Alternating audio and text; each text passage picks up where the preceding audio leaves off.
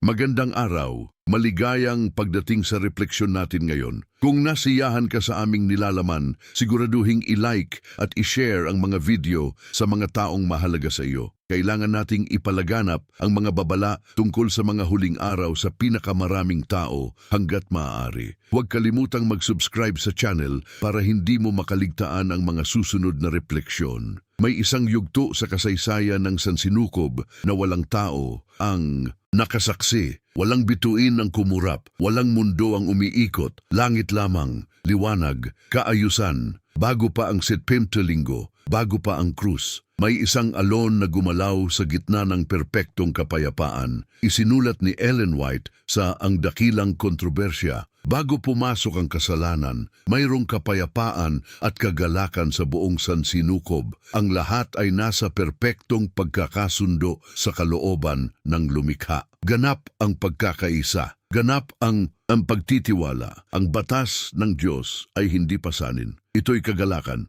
Ngunit sa isang makapangyarihang nilalang, ang liwanag ay hindi na sapat. Ang kaluwalhatian ay hindi na sapat. Ang pag-ibig ay hindi na sapat. Isinulat ni Ellen White sa mga patriarka at propeta. Unti-unti, pinagbigyan ni Lucifer ang pagnanais na magmataas. Hindi ito isang biglaang pagsabog. Ito'y tahimik na paglihis, isang pag-iisip na hindi agad itinuwid. Ang September Linggo na ipapahayag kay Daniel ay magiging sagot sa krisis na ito, sapagkat ang digmaan sa langit ay nagbukas ng sugat na ang lupa lamang ang magiging entablado ng pagpapagaling. Isinulat pa ni Ellen White sa mga patriarka at propeta, ang pagmamalaki sa kanyang sariling kaluwalhatian ang nagpatibay sa pagnanais para sa kataas-taasang kapangyarihan. Doon nagsimula ang paghahati, hindi espada, hindi apoy, kundi pagmamataas laban sa kaayusan ng Diyos. Ang mga anghel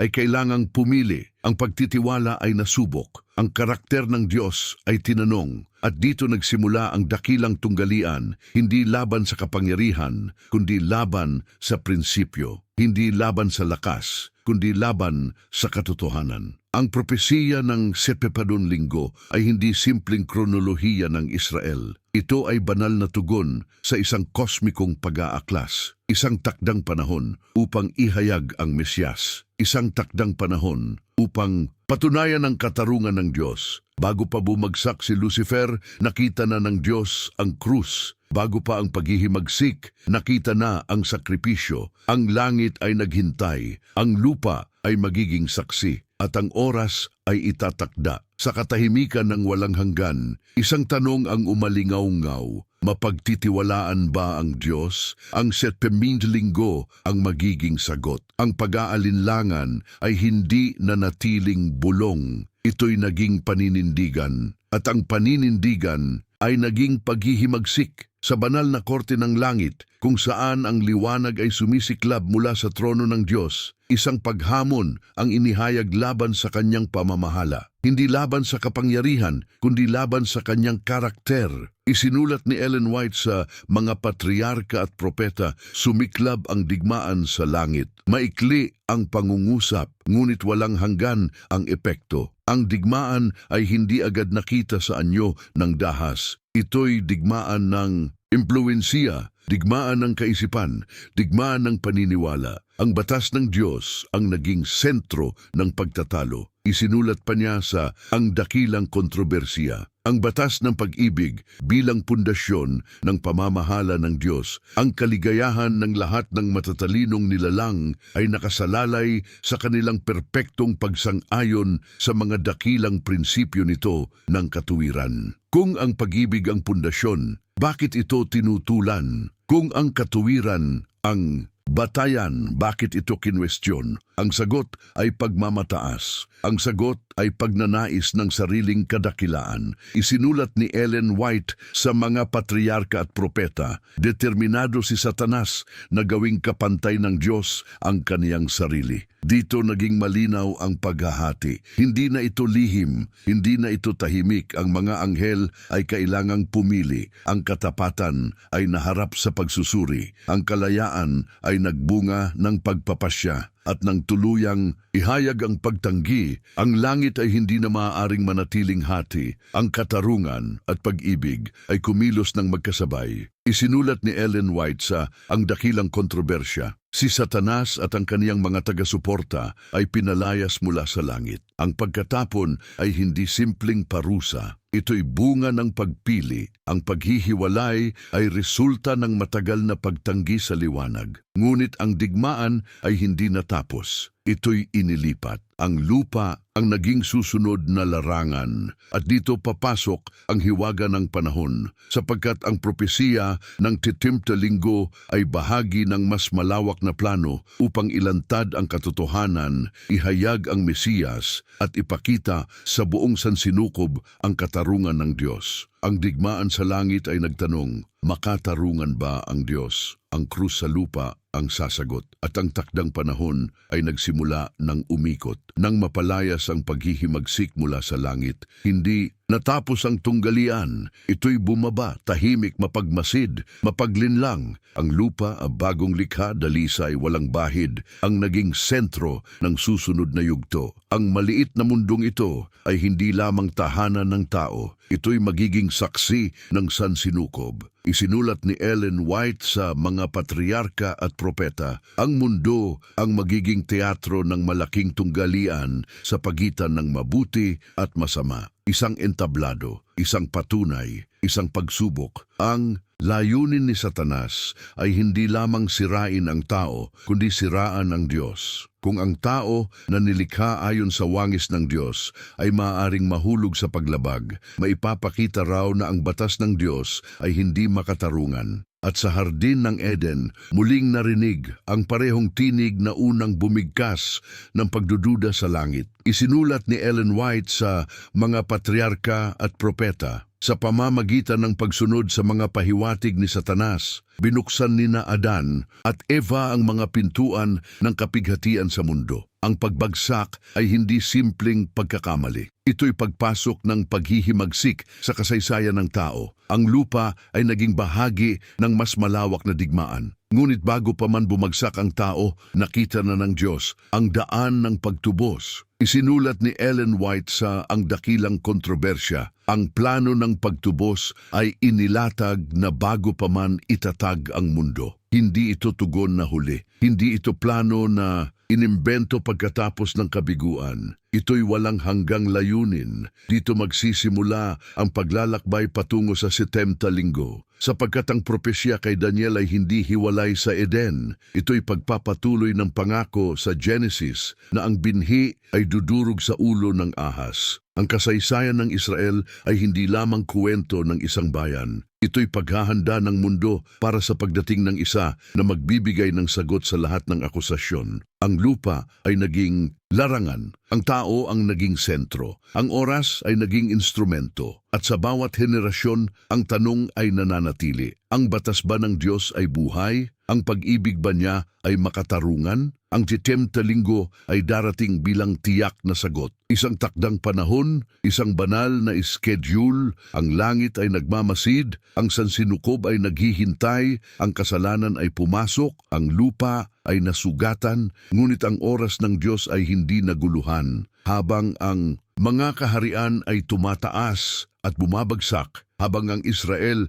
ay naglalakad sa pagitan ng katapatan at paghihimagsik, ang langit ay hindi nawalan ng direksyon. May nakatakdang panahon, may banal na orasan. Sa aklat ni Daniel, ibinigay ang isa sa pinakaeksaktong pahayag ng panahon sa buong kasulatan, ang 70 linggo. Hindi ito simbolo ng pag-asa lamang. Ito'y takdang sukat ng kasaysayan. Isinulat ni Ellen White sa Mga Propeta at Hari, ang panahon ng pagdating ni Kristo, ang pagpapahid sa Kanya ng banal na Espiritu, ang Kanyang kamatayan at ang pagbibigay ng Ebanghelyo sa mga hentil ay tiyak na itinuro. Tiyak, hindi malabo, hindi haka-haka. Ang 70 linggo ay hindi simpleng bilang. Ito'y paghahayag na ang Diyos ay kumikilos ayon sa layunin. Ang Kanyang plano ay hindi napuputol ng paghihimagsik. Ang Kanyang katarungan ay hindi naaantala ng kasalanan. Isinulat pa ni Ellen White sa Ang Dakilang Kontrobersya, sa propesiya ni Daniel, Ang panahon ng unang pagdating ni Kristo ay tiyak na inihula. Ang unang pagdating ni Kristo ay hindi aksidente ng kasaysayan. Ito'y katuparan ng eksaktong panahon. Habang ang mga tao ay abala sa kanilang mga digmaan, ang langit ay tahimik na binibilang ang mga taon. Habang ang mga lider ay nagpaplano ng kapangyarihan, ang Diyos ay naghahanda ng sakripisyo. Ang propesiya ay naging patunay. Ang oras ay naging saksi. Ang kasaysayan ay naging mensahe. Ang 70 linggo ay nagsimula sa utos na muling itayo ang Jerusalem. Mula roon, ang bilang ay umusad patungo sa pagdating ng Mesyas, ang pinahiran. Isang takdang panahon upang ipakita na ang Diyos ay hindi lamang makapangyarihan, kundi tapat sa kanyang salita. Sa gitna ng dakilang tunggalian, ang eksaktong pagtupad ng panahon ay patunay na ang pamamahala ng Diyos ay hindi magulo, hindi pabago-bago, hindi marupok. Ang digmaan sa langit ay nagtanong kung mapagkakatiwalaan ng Diyos. Ang propesiya ng panahon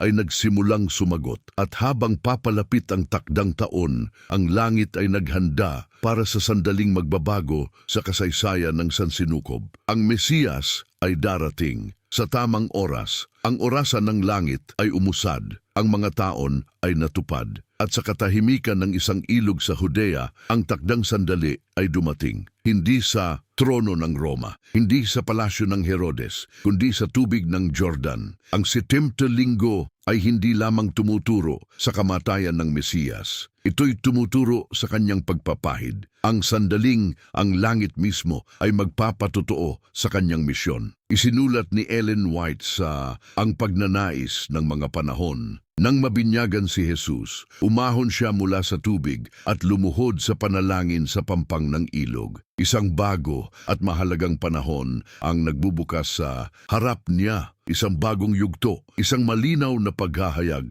Habang si Kristo ay nananalangin, ang langit ay nabuksan. Ang Espiritu Santo ay bumaba na gaya ng kalapati at ang tinig ng Ama ay narinig. Isinulat pa ni Ellen White sa Ang Pagnanais ng Mga Walang Hanggan. Nabuksan ng mga langit at ang mga sinag ng kaluwalhatian ay nanahan sa anak ng Diyos. Ang pagpapahid ay hindi lihim. Ito'y kosmikong deklarasyon. Ang isa na darating ayon sa propesiya ay naroon, hindi bilang mandirigma ng politika, kundi bilang kordero. Ang takdang panahon ng Daniel ay nagsimulang matupad sa harap ng mga mata ng mga makasalanan. Ang digmaan sa langit ay nagtanong kung karapat-dapat bang pagtiwalaan ang anak ng Diyos. Sa Jordan, ang Ama mismo ang nagpatunay. Ang Mesyas ay hindi dumating upang pilitin ang pagsunod. Siya'y dumating upang ihayag ang karakter ng Diyos. Ang 70 linggo ay umuusad patungo sa mas madilim na sandali, ang krus. Ngunit bago ang sakripisyo may pagpapahayag, isang pampublikong pagkilala, isang banal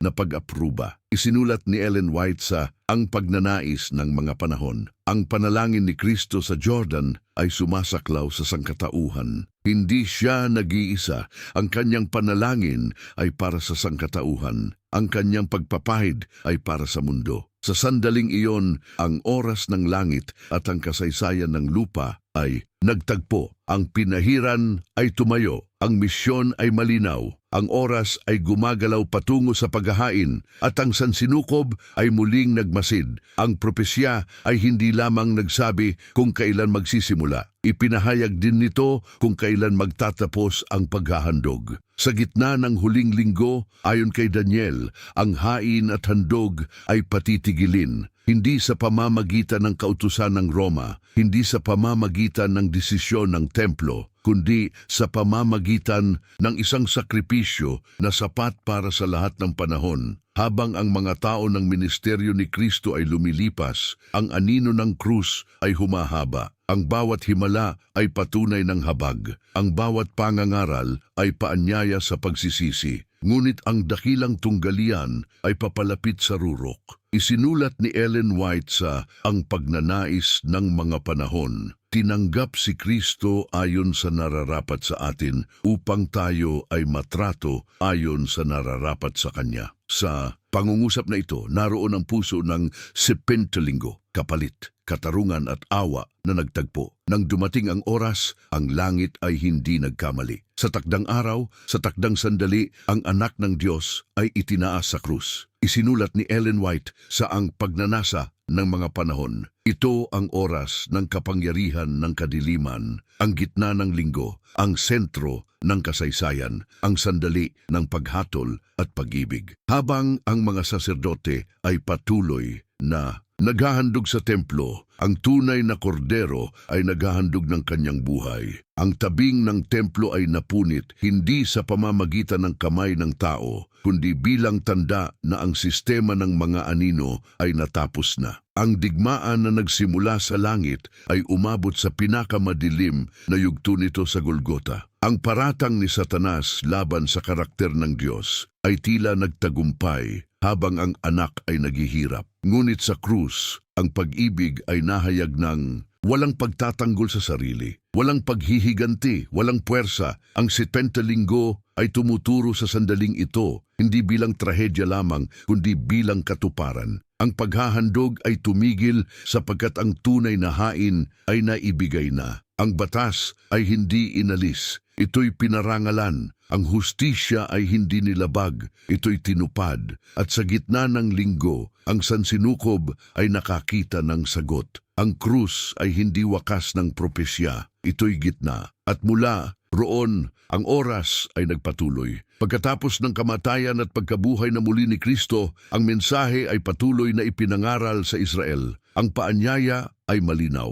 ang patotoo ay makapangyarihan. Ngunit ang puso ng bayan ay nanatiling nahahati. Ang 70 linggo ay ibinigay sa iyong bayan at sa iyong banal na lungsod, isang panahon ng biyaya, isang takdang pagkakataon. Isinulat ni Ellen White sa Ang Mga Gawa ng Mga Apostol. Sa loob ng 3 taon at kalahati pagkatapos ng pagpapako sa krus ni Kristo, ang mga disipulo ay nagtrabaho lalo na para sa mga Hudyo. 3 at kalahating taon, ang huling kalahati ng linggo, ang huling panawagan. Ang mga apostol ay nangaral sa kapangyarihan ng Espiritu. Ang mga himala ay nagpatunay, ang mensahe ay malinaw, ang Mesiyas ay dumating, namatay at nabuhay na muli. Ngunit habang ang ilan ay naniwala, ang pamunuan ng bayan ay patuloy na tumanggi. Ang pag-uusig ay lumakas. Ang katotohanan ay tinanggihan. Isinulat pa ni Ellen White sa Ang Mga Gawa ng Mga Apostol, sa pamamagitan ng pagbato kay Esteban,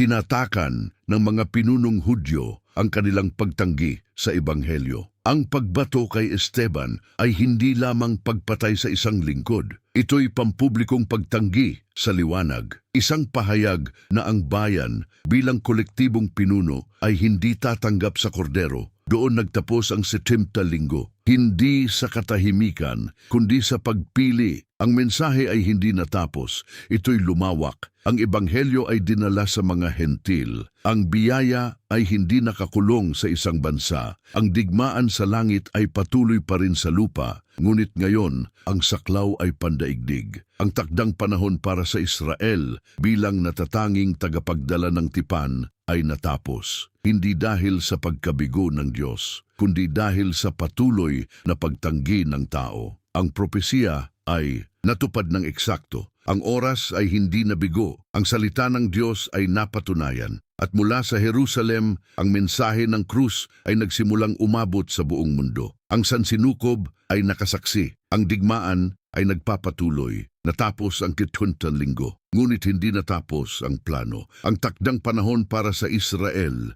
ay bahagi lamang ng mas mahabang propetikong daloy. Ang mensahe kay Daniel ay hindi nagwakas sa Kabanata 9. May mas malalim na sukat ng panahon. Isang mas mahabang bilang na aabot sa huling yugto ng kasaysayan. Isinulat ni Ellen White sa Ang Dakilang Kontrobersya, ang 70 linggo, 490 araw, ay puputulin mula sa mas mahabang panahon ng 23 daang araw. pinutol, inihiwalay, bahagi ng mas malaki.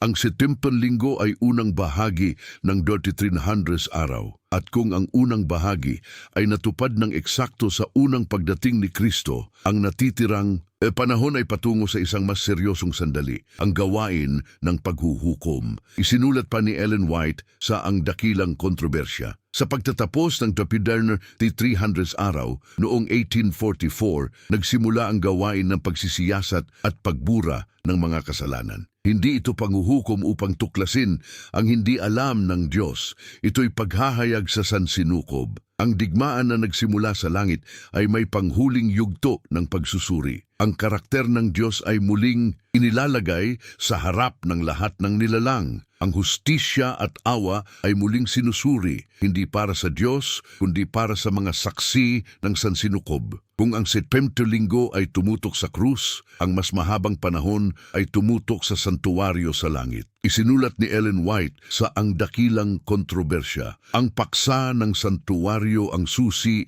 na nagbukas sa misteryo ng pagkabigo. Ang santuwaryo, ang paghuhukom, ang huling yugto ng dakilang tunggalian. Ang digmaan ay nagsimula sa pagtatanong sa batas ng Diyos. Ngayon sa huling yugto, ang batas ding iyon ang pamantayan ng pagsusuri. Hindi ito mensahe ng takot. Ito'y mensahe ng katapatan ng Diyos sa kanyang sariling prinsipyo. Ang oras ay umusad mula sa krus patungo sa santuwaryo, mula sa sakripisyo patungo sa pagsusuri, mula sa pagtubos patungo sa ganap na paglilinis. Ang sansinukob ay naghihintay ng ganap na resolusyon at ang bawat kaluluwa ay bahagi ng salaysay na ito. May katahimikan sa langit na hindi takot kundi paggalang. Isang sandali ng pagsusuri, isang yugto ng pagbubukas ng mga tala. Ang gawain na nagsimula matapos ang 2300 araw ay hindi nakikita ng mata ng tao, ngunit ito'y totoo sa banal na santuwaryo. Ang dakilang tunggalian ay umabot sa yugto kung saan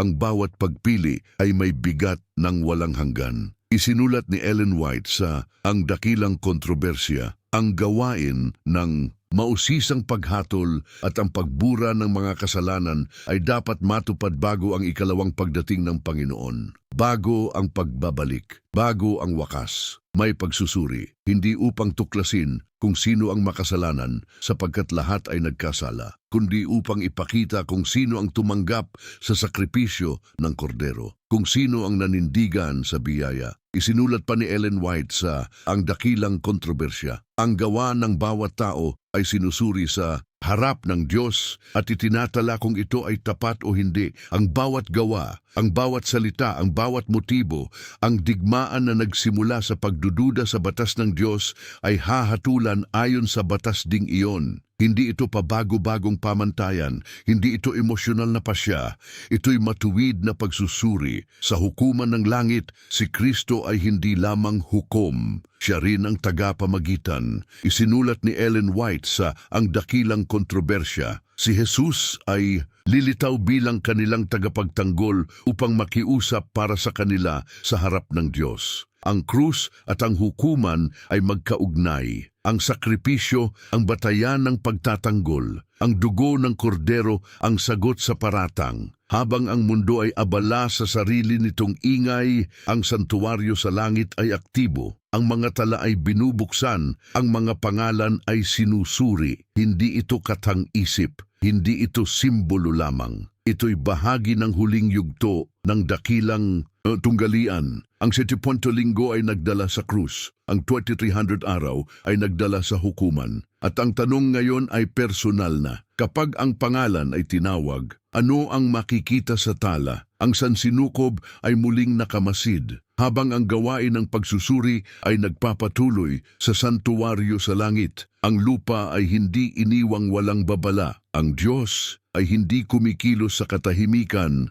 ng walang paanyaya. Bago ang wakas, may panawagan. Sa gitna ng isang abalang Mundo may mensaheng ipinagkatiwala. Isang huling babala na may himig ng awa at katotohanan. Isinulat ni Ellen White sa Ang Dakilang Kontrobersya. Ang mensahe ng kaligtasan ay naipangaral na sa lahat ng panahon. Ngunit ang mensaheng ito ay bahagi ng ebanghelyo na maipapahayag lamang sa mga huling araw. Isang bahagi ng ebanghelyo para sa huling panahon. Isang mensahe na kaugnay ng paghuhukom. Ang mensahe ng tatlong anghel sa Apokalipsis ay hindi hiwalay sa 2300 araw. Ito'y anunsyo na ang oras ng paghuhukom ay dumating na. Isinulat pa ni Ellen White sa Ang Dakilang Kontrobersya. Dumating na ang oras ng kanyang paghuhukom, hindi darating pa lamang. Dumating na, isang kasalukuyang katotohanan. Ang digmaan na nagsimula sa langit ay ngayon ay may malinaw na linya ng paghahati sa lupa, pagsamba sa may lalang o pagsunod sa sistemang sumasalungat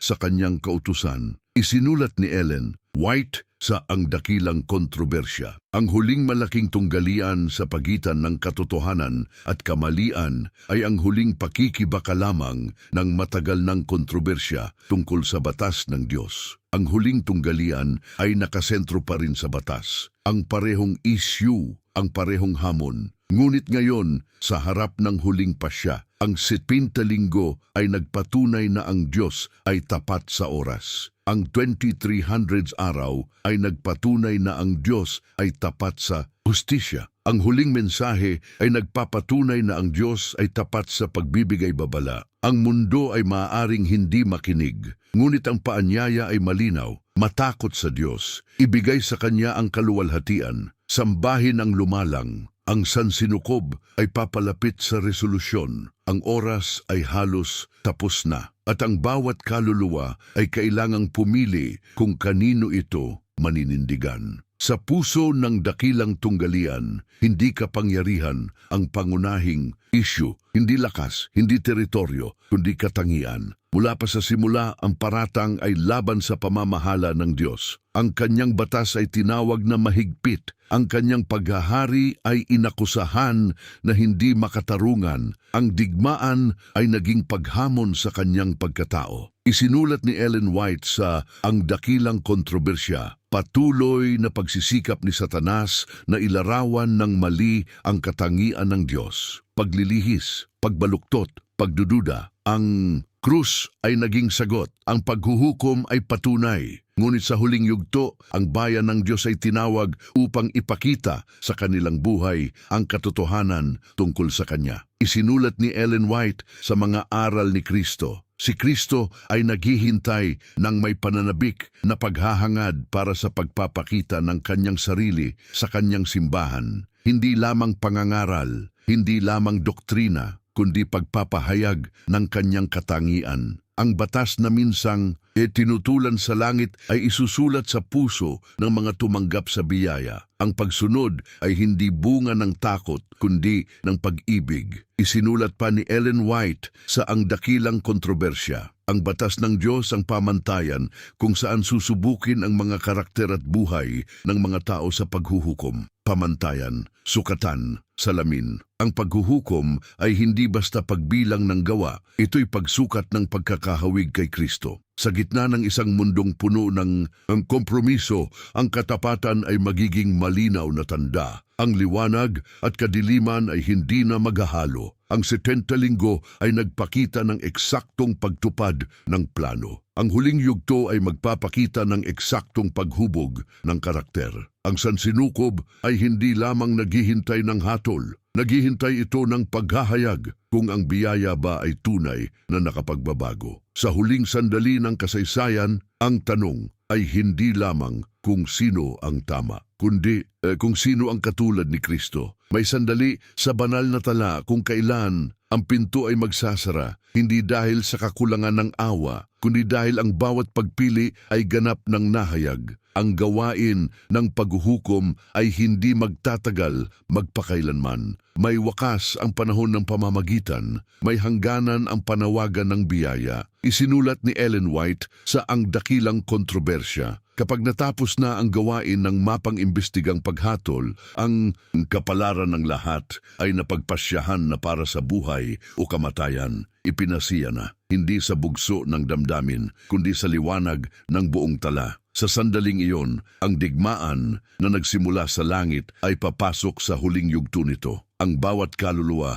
ay pumili na kung kanino ito kabilang. Isinulat pa ni Ellen White sa mga naunang sulatin, ang hindi matuwid ay magpakamali pa, at ang marumi ay magpakarumi pa, at ang matuwid ay magpakatuwid pa, at ang banal ay magpakabanal pa. Wala nang paglipat, wala nang pag-antala, wala nang pagbabalik sa gitna. Ang pahayag na ito ay hindi pagbabanta. Ito'y paggalang sa kalayaan ng tao. Ang Diyos ay hindi pumipilit ng katapatan. Ang 7 linggo ay nagpakita na ang Diyos ay kumikilos ayon sa takdang panahon. Ang mas mahabang propesya ay nagpakita na siya ay matiyaga. Ngunit ang pagsasara ay magpapakita na siya ay makatarungan. Sa panahong iyon, ang pamamagitan ni Kristo ay matatapos. Ang kanyang gawain bilang tagapamagitan ay ganap na maisasara. Isinulat ni Ellen White sa Ang Dakilang Kontrobersya. Kung gayon, ang pumipigil na espiritu ng Diyos ay aalisin mula sa lupa. Isang seryosong sandali, isang tahimik na paghinto. Ang mundo ay magpapatuloy, tila normal. Ngunit sa langit, ang tala ay kumpleto na. Ang sansinukob ay naghihintay sa huling paghahayag ng katarungan at pagliligtas. At sa sandaling magsara ang panahon, ang bawat desisyon ay magiging walang hanggan ang bigat. Ang panahon ay magsasara, ang paghuhukom ay matatapos, at ang langit ay hindi mananatiling tahimik. Ang isa na minsang tumayo sa Jordan, ang isa na itinaas sa krus, ang isa na namagitan sa santuwaryo, siya ay babalik. Isinulat ni Ellen White sa Ang Dakilang Kontrobersya, di nagtagal ay lumitaw sa silangan ang isang maliit na itim na ulap na halos ang kalahati ng laki ng kamay ng isang tao. Isang ulap, maliit sa paningin, ngunit puno ng kaluwalhatian. Habang ito'y papalapit, ang liwanag ay lumalawak. Ang kaluwalhatian ay tumitindi. Ang mga anghel ay kasama niya. Isinulat pa ni Ellen White sa Ang Dakilang Kontrobersya. Ang hari ng mga hari ay bumababa sa ibabaw ng ulap na babalot ng nagliliyab na apoy. Hindi na bilang kordero, hindi na bilang tagapamagitan, kundi bilang hari. Ang digmaan na nagsimula sa langit ay makikita ang wakas nito sa hayagang paghahayag ng kapangyarihan ng Diyos. Ang mga tumanggap sa kanyang biyaya ay tatayo ng may kagalakan. Ang mga tumanggi ay haharap sa bunga ng kanilang pagpili. Isinulat ni Ellen White sa Ang Dakilang Kontrobersiya, ang mga nabubuhay na matuwid ay binabago sa isang sandali, sa isang kisap mata, isang sandali, isang pagbabago, isang ganap na pagtubos. Ang 70 linggo ay nagdala sa unang pagdating. Ang mas mahabang panahon ay nagdala sa paghuhukom. Ngayon, ang kasaysayan ay dumating sa pagbabalik. Ang sansinukob ay hindi na maghihintay. Ang paghihimagsik ay malapit ng wakasan. Ang mga mata na minsang umiyak sa Golgota ay makikita ngayon ang hari sa kaluwalhatian. Ang mga kamay na minsang ipinako ay ngayon may hawak na kapangyarihan. Ang lupa ay yayanig. Ang mga libingan ay mabubuksan. Ang tapat ay itataas. Ang dakilang tunggalian ay papasok sa huling resolusyon. At ang tanong na minsang umalingaw-ngaw sa langit, mapagkakatiwalaan ba ang Diyos, ay sasagutin ng ganap sa kanyang hayagang pagbabalik. Ang pagbabalik ng hari ay hindi ang huling eksena. Ito'y paghahanda para sa ganap na paglilinis. Ang kasalanan na nagsimula bilang bulong sa langit ay haharap sa wakas nito. Ang paghihimagsik ay hindi mananatili magpakailanman. Ang katarungan ay hindi mananatiling naghihintay. Isinulat ni Ellen White sa Ang Dakilang Kontrobersya, si Satanas at lahat ng sumama sa kanya sa paghihimagsik ay puputulin. Hindi ito simpleng pagkatalo, ito'y ganap na pagwawakas ng kasamaan. Ang apoy na bababa ay hindi paghihiganti, ito'y paglilinis. Ang sansinukob ay hindi mananatiling may bahid ng pag-aalinlangan. Isinulat pa ni Ellen White sa Ang Dakilang Kontrobersya, tapos na ang malaking kontrobersya. Wala na ang kasalanan. at ang mga makasalanan. Wala na. Ganap na nawala, ganap na natapos. Ang batas ng Diyos na minsang tinutulan ay makikitang makatarungan at mabuti. Ang kanyang pamamahala ay lubos na napatunayan. Isinulat ni Ellen White sa Ang Dakilang Kontrobersya, malinis ang buong sansinukob. Ito ang wakas ng 70 linggo at ng lahat ng propetikong panahon, hindi sa bilang ng taon, kundi sa ganap na pagpapanumbalik ng pagkakaisa. Ang sansinukob ay muling magiging tahimik, ngunit hindi ito katahimikan ng pagdududa. Ito'y katahimikan ng katiyakan. Wala ng luha, wala ng kamatayan, wala ng pag-aalinlangan sa karakter ng Diyos. Ang digmaan na nagsimula sa paghamon sa kanyang batas ay nagwakas sa ganap na pagkilala sa kanyang pag-ibig. Ang mga tinubos ay tatayo bilang buhay na patutoo na ang biyaya ay makapangyarihan, na ang sakripisyo ay sapat, na ang Diyos ay tapat. At sa walang hanggang hinaharap ang isang aral ay mananatili sa alaala ng lahat ng nilalang. Ang pagtalikod sa Diyos ay nagdala ng paghihirap. Ang pagtitiwala sa Kanya ay nagdala ng buhay. Ang dakilang tunggalian ay tapos na. Ang kapayapaan ay walang hanggan.